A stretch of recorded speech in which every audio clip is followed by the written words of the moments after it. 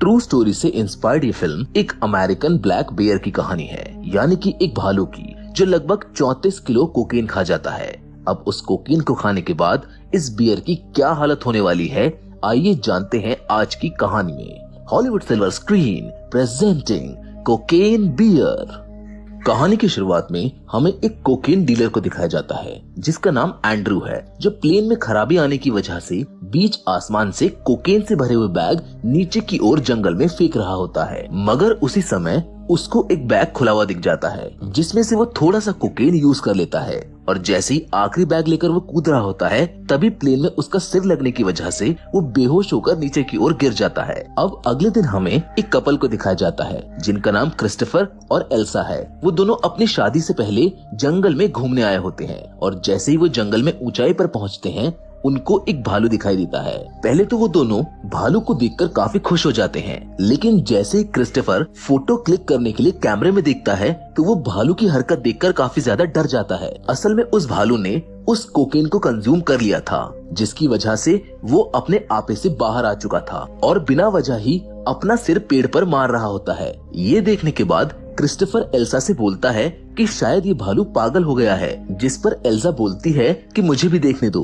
और जब एल्सा भालू को कैमरे से देख रही होती है तो वो भालू एकदम शांत सा दिखता है, लेकिन तभी उस भालू की नजर उन दोनों पर पड़ जाती है और वो अचानक से उनके सामने आ जाता है। वो दोनों ये देखकर काफी ज्यादा डर जाते हैं, मगर क्रिस्टोफर बोलता है कि अगर वो ब्लैक है तो हम लड़ेंगे। मगर एल्सा उसकी बात ना सुनते हुए वहाँ से भाग जाती है और उसी के पीछे क्रिस्टोफर को भी भागना पड़ता है, मगर तब तक भालू काफी ज्यादा गुस्से में आ चुका था। उधर क्रिस्टोफर का पैर भागते भागते पत्थर में लगने की वजह से वो गिर जाता है, जिसकी वजह से भालू उसको छोड़कर एल्सा के ऊपर हमला कर देता है। यहाँ पर एल्सा भालू से बचने के लिए काफी ज्यादा कोशिश करती है। तभी क्रिस्टोफर उसका हाथ पकड़कर उसको बचाने की कोशिश कर रहा होता है, लेकिन भालू उसको जंगल में खींच कर ले जाता है। जिसके बाद जो सीन हम देखते हैं वो बहुत भयानक होता है, क्योंकि क्रिस्टोफर के सामने एल्सा का कटा हुआ पैर आकर गिरता है, जिसको देख क्रिस्टोफर अपनी जान बचाकर वहाँ से भाग जाता है। अब आगे हमें न्यूज में दिखाया जाता है कि एंड्रू की लाश पुलिस को मिल चुकी है, लेकिन उसके पास कोकेन का सिर्फ एक ही बैग होता है। फिर हमें डिटेक्टिव बॉब को दिखाया जाता है जो अपने कलीग को बता रहा होता है कि ये सिट के लिए काम करता है, जो काफी सन की किस्म का आदमी है। इसके पास इतने ही बैग नहीं होंगे, इसने बाकी के कोकेन कहीं न कहीं तो फेंके होंगे। तभी डिटेक्टिव बॉब ऑफिसर रीबा से उसके कुत्ते के बारे में पूछकर तहकीकात करने के लिए निकल जाते हैं। अब वहीं हमें सिड को दिखाया जाता है जो दावीद से मिलकर उसको बताता है कि एंड्रू के पास एक ही बैग नहीं था, उसके पास 30 किलो से भी ज्यादा कोकेन था। वो बताता है कि जब भी प्लेन में कोई खराबी आती है तो हमारा डीलर उसको जंगल में ब्लैक माउंट के पास फेंक देता है। अब सिड दावीद और अपने बेटे एडी को कोकेन को ढूंढने के लिए जंगल में भेजना चाहता है, मगर जब दावीद एडी से मिलता है तो एडी अपनी बीवी के मरने के गम में अभी भी बहुत परेशान दिखता है। एडी ने अपनी मरी हुई वाइफ के लिए बुरे काम छोड़ दिए थे, मगर फिर भी दावीद एडी का एक अच्छा दोस्त होता है, जिस वजह से वो दोनों उन बैग्स को ढूंढने के लिए चल पड़ते हैं। वहीं उसके बाद अब हमें डीडी और हेनरी को दिखाया जाता है जो कि स्कूल बंक करके झरने के पास ड्राइंग बनाने के लिए जंगल की ओर निकल पड़ते हैं। जंगल में थोड़ा आगे जाकर उनको कोकेन के पैकेट्स मिलते हैं, जिसको देखकर दोनों उनको यूज करने की कोशिश करते हैं, पर इतने में वहाँ पर वो भालू आ जाता है, जिसको देखकर वो दोनों वहाँ से डर के भाग जाते हैं। वहीं दूसरी ओर डीडी को ढूंढने के लिए उसकी माँ सैरी भी रेंजर लिज और पीटर के साथ जंगल में आ जाती है, और उसी वक्त दावीद और एडी भी वहाँ पर पहुँच जाते हैं। जैसे ही दावीद वॉशरूम जाता है तो उसको वहाँ पर कुछ बदमाश लड़के मिलते हैं जो कि उसको लूटना चाहते हैं, लेकिन दावीद उनको कुछ भी देने से मना कर देता है, जिसकी वजह से वो लड़के दावीद पर हमला कर देते हैं, मगर दावीद उनको बहुत बुरी तरह मारता है। और इसी बीच वो लोग दावीद की कमर में चाकू घुसाकर वहाँ से भागने की कोशिश करते हैं, लेकिन जैसे तैसे करके दावीद उन सबको वहाँ पर बेहोश कर देता है। मगर एडी जब आकर उनकी तलाशी लेता है तो उनमें से एक के पास कोकीन का पैकेट निकलता है, और जब दावीद उनसे मालूम करता है तो वो बताते हैं कि बाकी का कोकेन उन्होंने एक जगह पर छुपा रखा है, जिसे सुनते ही वो तीनों उसको उस जगह की ओर बाकी का माल लेने के लिए निकल पड़ते हैं। अब उधर दूसरी ओर सारी, रेंजर लिज और पीटर को हेनरी पेड़ पर चढ़ा हुआ दिखाई देता है, मगर इतने में वहाँ पर वो भालू आ जाता है जो कि पीटर को अपनी ओर खींच लेता है, लेकिन लिज के गोली चलाने की वजह से वो पीटर को छोड़ देता है, जिसकी वजह से पीटर जाकर सीधा कोकेन में गिर जाता है। इतने में भालू रेंजर लिज को बुरी तरह से जख्मी कर देता है, जिसकी वजह से लिज उन सबको वहीं छोड़कर अपने ऑफिस की ओर मदद मांगने के लिए चली जाती है। और वहीं पीटर हेनरी को पेड़ पर चढ़ा देखकर खुद भी जल्दी से पेड़ पर चढ़ जाता है, जिसके पीछे पीछे वो भालू भी हेनरी को मारने के लिए उस पेड़ पर चढ़ने लगता है। लेकिन तभी भालू को पीटर के अंदर से कोकीन की स्मेल आ जाती है, जिसकी वजह से वो हेनरी को छोड़कर पीटर के पेड़ पर चढ़कर उसको बेरहमी से मार देता है। हेनरी और सारी ये सब देखकर वहाँ से भाग जाते हैं। अब रेंजर लिज अपने ऑफिस आती है, जहाँ पर वो दो बदमाश बच्चों को देखती है जिनको दावीद ने बेरहमी से मारा था। तभी लिज देखती है कि उन्होंने उसके सारे पैसे बॉक्स में से चुरा लिए हैं, और जैसे ही वो उनको मारने जाती है उतने में ही उनके गेट पर वो भालू आ जाता है।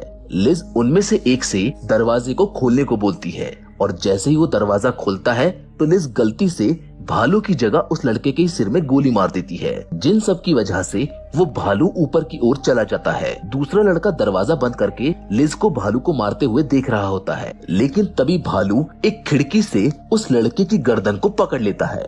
अब दूसरी ओर हम ये देखते हैं कि डीडी ने उसको ढूंढने के लिए कुछ निशान छोड़े होते हैं, जिनकी मदद से उसकी माँ सारी उसको ढूंढ ले। पर इतने में रेंजर लिज के ऑफिस के बाहर एम्बुलेंस आ जाती है, जो कि उन बदमाश लड़कों ने बुलाई होती है। और जैसे ही वो दोनों दरवाजा ओपन करते हैं तो जमीन पर लाश ऐसी पड़ी देखकर वो दोनों डर जाते हैं। टॉम कमरे का दरवाजा खोलने के लिए सामने की ओर जाता है। लड़की बेथ लिज को बताती है कि यहाँ पर भालू है, पर उतने में टॉम दरवाजा खोल देता है, जिसकी वजह से भालू उन पर हमला कर देता है। बेथ लिज को एम्बुलेंस में लिटाकर जाने ही वाली होती है, लेकिन इतने में टॉम दरवाजे के नीचे दब जाता है। मगर टॉम जैसे ही भालू को रेड बैग से मारता है तो भालू को लगता है कि बैग में कोकेन होगा, जिसकी वजह से टॉम वहाँ से भागकर एम्बुलेंस में चढ़ जाता है। भालू भी उनकी एम्बुलेंस का पीछा करता है और कूदकर एम्बुलेंस में घुस जाता है, जिसकी वजह से लिज एम्बुलेंस से बाहर गिर जाती है और टॉम को भालू खा जाता है। इन सब की वजह से एम्बुलेंस भी बेथ के कंट्रोल से बाहर होकर एक पेड़ से टकरा जाती है, जिसमें बेथ की भी मौत हो जाती है। अब हमें डिटेक्टिव बॉब को दिखाया जाता है, जो दावीद और एडी से पहले कोकेन के ठिकाने पर पहुंच चुका होता है। और जैसे ही वो लोग आते हैं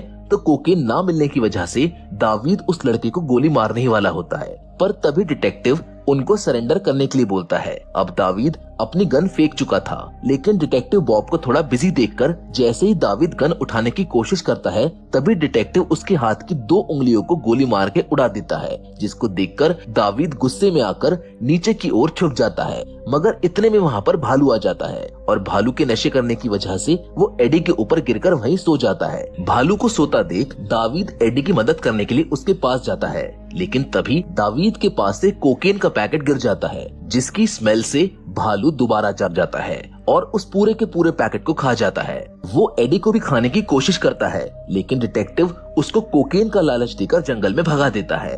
डिटेक्टिव उन तीनों को भी वहाँ से जाने को बोलता है, मगर इतने में कोई डिटेक्टिव को गोली मार देता है, जो कोई और नहीं बल्कि सिड होता है। और जब वो लोग उसके पास आकर कोकेन के बारे में मालूम करते हैं तो वो बताता है कि मैंने सारा का सारा कोकेन भालू को दे दिया, जो जंगल में झरने की ओर गया है। फिर वो सब भी जंगल की ओर निकल पड़ते हैं। अब हमें स्टार्टिंग में दिखाए हुए कपल्स में से बचा हुआ लड़का क्रिस्टोफर दिखाया जाता है, जो उनको बताता है कि डीडी जिंदा है और वो झरने की ओर गई है।